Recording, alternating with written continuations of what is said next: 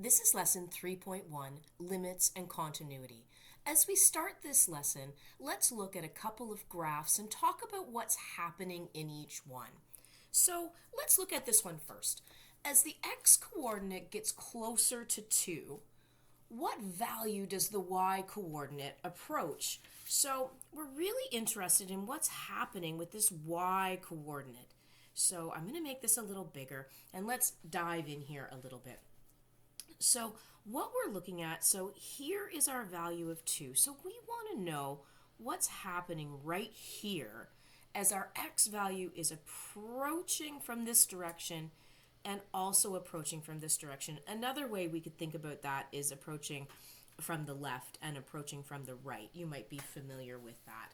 So it doesn't really matter if I approach it from that left-hand side or the right-hand side. It is going to approach y equals 3. That's really what's happening here. Is it doesn't matter if I'm coming from this direction or this direction. My y value as x gets closer and closer to 2 is going to get closer and closer to 3. So we could write that by saying that f at 2 is going to be equal to 3. My y-coordinate is going to be 3. Another way that we can think about this is that the limit of my function as x approaches 3, because ultimately that's what we're doing. So the limit of my function f at x as x approaches 3 is going to be equal to 3. We can see from this graph that there's no break, there's no holes, even though I've kind of made that look like a hole. So we could say that this is a continuous function. So this is a continuous function. Now, let's take a look at what's happening in this one. So now let's take a look at what's happening as the x-coordinate gets closer to 2. So again, we're getting closer to this value of 2. What does the y-coordinate approach now? So again, we're still trying to figure out what is this y-coordinate approaching. So we're going to set it up the same way. We're going to say, well, the limit as x approaches 2. Well, we can see that the function is going to be approaching -1, but what's actually happening at -1? Well, there's a hole in the graph. It's not continuous. So when x equals 2, there's got to be some division by 0 happening here in the function, or the function itself is equal to 0 at that point, and we would say that this is discontinuous when x equals 2 because there's a hole in the graph.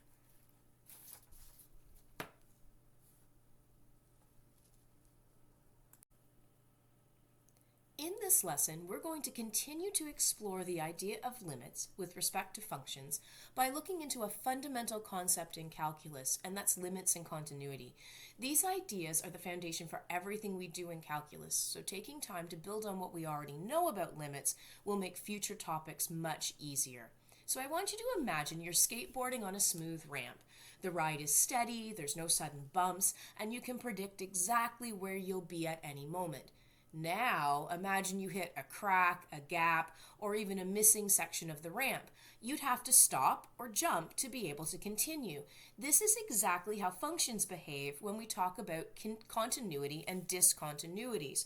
So, what does it mean for a function to be continuous? You've seen this concept in other math courses. So, a function f at x is continuous at some point where x equals a if the following 3 conditions hold true. So if f at a exists, so the function is actually defined when x equals a. So does it have a solution when x equals a, when x equals some value of a? The second condition, does the limit exist as x approaches some value of a? So as we move towards it, as we saw in those first 2 slides, as we move towards it from both the left side and the right side, will we ever be able to get to a? We say that if it exists, the left hand and right hand limits are equal. And the third thing is the limit of f at x as x approaches a will equal f at a. So the function value matches the limit. If any of those conditions aren't met, then the function is discontinuous, or there's discontinuity when x equals a.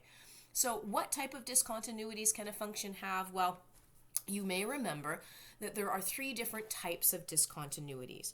You can have breaks, where the functions don't meet up at all. You can have holes where everything else appears to be running along smoothly, but suddenly there is a small gap for 1 point. Or you can have asymptotes. My cat doesn't like asymptotes, apparently. Or you can have asymptotes. So that straight line of approach where the point of no return, I like to call it when I'm teaching it in person. It's that point of no return. You're never going to get there. And we're going to take a minute and look at some examples that are going to show us what these three discontinuities look like. Okay, so let's look at this example. So for the function f at x, we've got a couple of things happening here. So we have two parts to this function. There's x squared, and we're told that x squared is going to work if x is less than or equal to 1. We also have a second part that's 4 minus x, and we're told that that's going to work if x is greater than 1, but not equal to it. And so we want to know, well, what happens as x approaches 1 then? So if we're approaching 1 from the left side and the right side, what is actually happening here? Let's start by graphing it. I always like to be able to see what's happening. So the x squared portion of this, we know x squared is going to be less than or equal to 1. So I know that it is going to continue to where x is equal to 1. So if we were to just plug some points in, if x equals 1, then I know that my y value is equal to 1. If x equals 0, y is equal to 0. If x equals negative 1, y is equal to negative 1. And if x is equal to negative 2, y is equal to 4. This is the typical parabolic function. So we know we've got something like this. But we also know that it stops there. Now let's think about the 4 minus x. So for 4 minus x, we know that x is going to be greater than 1, but it's not going to equal it. It's not going to equal 1. So if I were to plug some points in here, when x equals 1, my y value is now going to be up here at 3.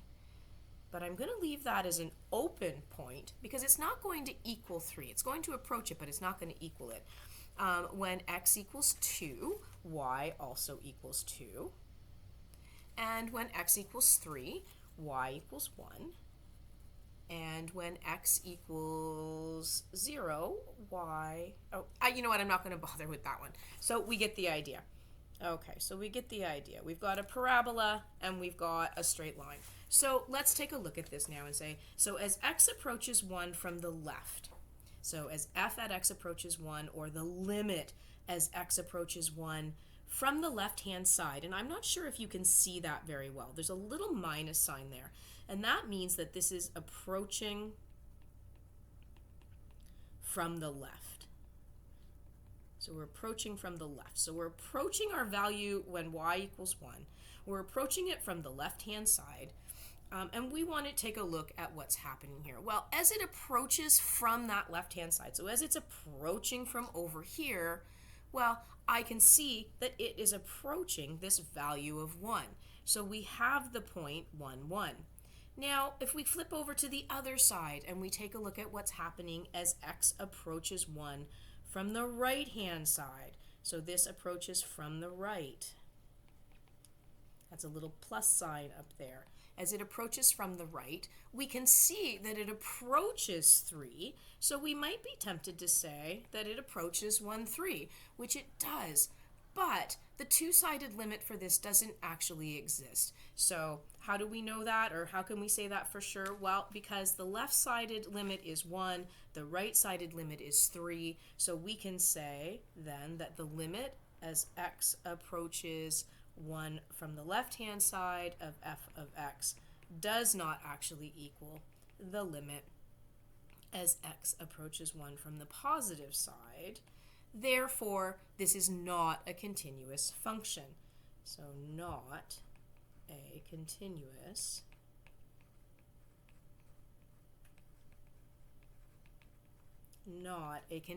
function.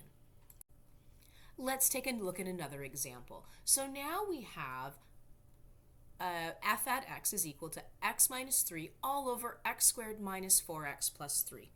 You might remember, for us to be able to talk about this or determine what's happening here, we need to do a little bit of mathematical gymnastics. So I'm going to factor out the bottom. So we have x minus 3, and to factor that out, x squared minus 4x plus 3 leaves me with x minus 3 and x minus 1. And that's okay. That's what I want.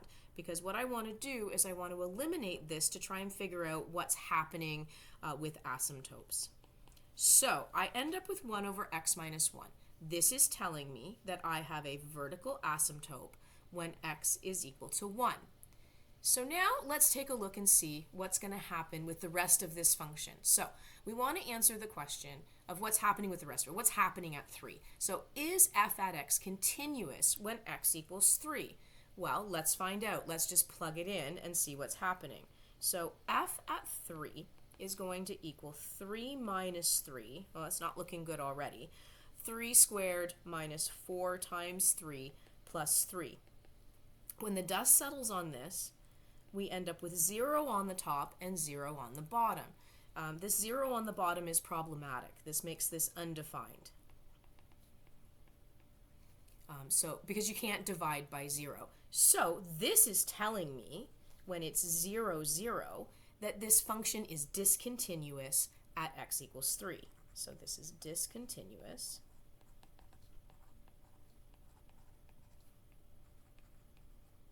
when x equals 3.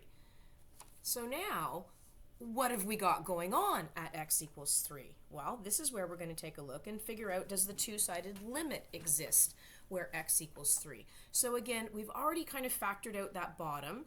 So we're going to go back up to this equation here, where we have the factored out portion of 1 over x minus 1. And we've kind of said that we know that it can't equal 3 because we know it's discontinuous when x equals 3. So what happens then when x does equal 3 using this factored function? So the limit as x approaches 3 of f of x, well, f at 3 is going to be 1 over 3 minus 1, which gives us 1/2. This is telling me now that there is a hole at 3 and 1/2. So if we were to quickly graph this and just want to take a look quickly at what this looks like, well, I know that I have an asymptote where x equals 1, so I'm going to put that in there. So there's my asymptote. So there's my vertical asymptote at x equals 1. And then I want to graph what this is going to look like. Well, nothing is happening to the bottom portion of this. So this is just going to carry on its merry way, getting closer and closer to the horizontal asymptote and closer to the vertical asymptote. When we're up here, though, on the top, this is where we have to kind of think a little bit more about what's happening. So when x equals 3 and y is 1/2, we know we have a hole there. So it's carrying on its merry way that direction, carrying on its merry way in that direction. So we have a hole. Let's look at one last example. So let's evaluate the following limit and interpret the function graphically. So we have a function whose limit as x approaches 1, the function is x cubed minus 1 over x minus 1. We can't solve by substitution. If we try just substituting 1 into here, we get 1 cubed minus 1 over 1 minus 1. That leaves us with 0 over 0. This is undefined.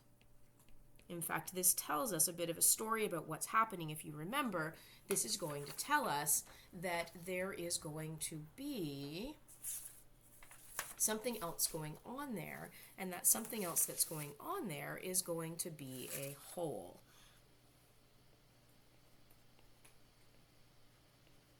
So there's going to be a hole when x equals 1.